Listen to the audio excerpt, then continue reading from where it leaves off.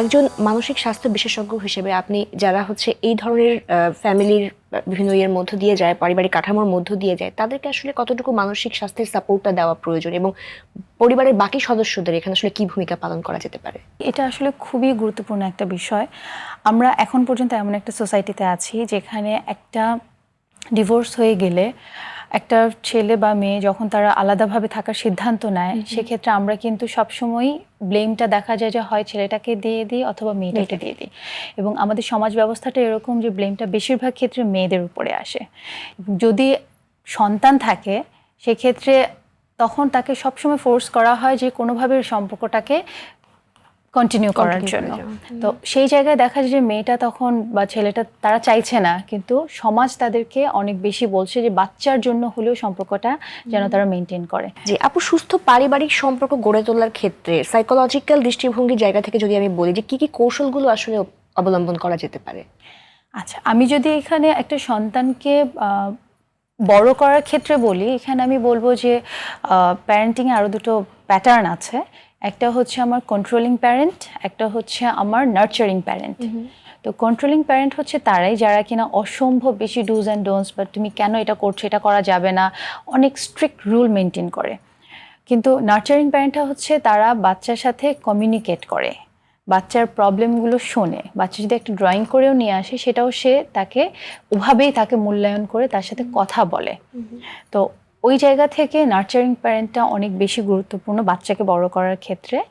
আর আমি বলবো যে অনেক সময় এগুলো হয়ে ওঠে না কেন? যখন মা বা বাবা যখন তাদের মানসিক অবস্থাটাই অনেক বেশি আনস্টেবল থাকে, তারা কিন্তু তখন দেখা যায় যে এই বিষয়গুলো বাচ্চা কাছে আসলেও বাচ্চাকে একেবারেই তখন বকাঝকা করে তাড়িয়ে দেওয়া হয়। সেই জায়গায় আমি বলবো যে একটু অনুরোধই থাকবে যে বাবা মার প্রতি, যে আমরা বাচ্চাকে যেন ব্লেমটা না দিয়ে দিই। কারণ আমরা কিন্তু বাচ্চাকে পৃথিবীতে এনেছি বাচ্চার খুশির জন্য না, আমাদের একটা উইশ ফুলফিল করার জন্য আমরা বাচ্চাকে এনেছি।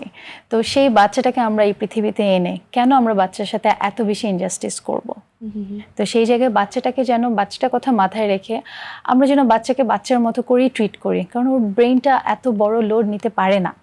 বাচ্চাকে যেন আমরা যখন খুব খারাপ পরিস্থিতিতেও থাকি, আমরা যেন একটু ডিপ ব্রিদিং করে বাচ্চাকে যেন বলি যে বাবা, আমি তোমার সাথে একটু পরে কথা বলছি, তুমি একটু তোমার ঘরে যাও, আমি আসছি।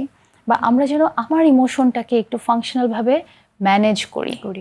সুতরাং আসলে পরিবারের মধ্যে বাবা মাকে সবচেয়ে বেশি মানসিক স্বাস্থ্য দিকটা সচেতন হওয়া উচিত এবং তারা স্টেবল থাকলেই আসলে একটা বাচ্চাকেও সুন্দর পারিবারিক একটা পরিবেশ দেওয়া সম্ভব। আরেকটা ইম্পর্টেন্ট জিনিস আমি যেটা বলতে চাই সেটা হচ্ছে যে আমরা যেন যদি আমরা ডিভোর্স যাদের হয়েও যায়, আমরা যেন এইটুকু মাথায় রাখি যে হয়তো ওই মানুষটা আমার স্বামী থাকছে না বা ওই মানুষটা আমার স্ত্রী থাকছে না, কিন্তু আমার বাচ্চার বাবা সে সারা জীবন থাকছে, আমার বাচ্চার মা সে সারা জীবন থাকছে।